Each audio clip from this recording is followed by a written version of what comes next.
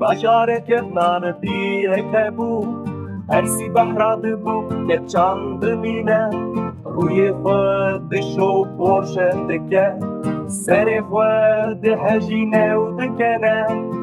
li ser bênderê rûniştiye ew, Çavê wî li keça esmer maye, Dilê wî ketiye nav agirê,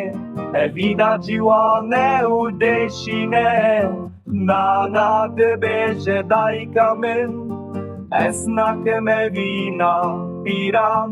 li dilê wî nabihîze, her dem li dûke çikane, pîrê ben û bêçare,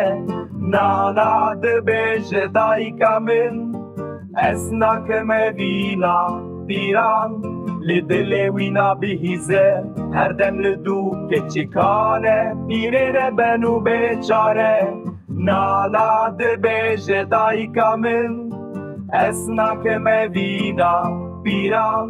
li dilê wî nabihîze, her dem li dûke çikane, pîrê ben û bêçare.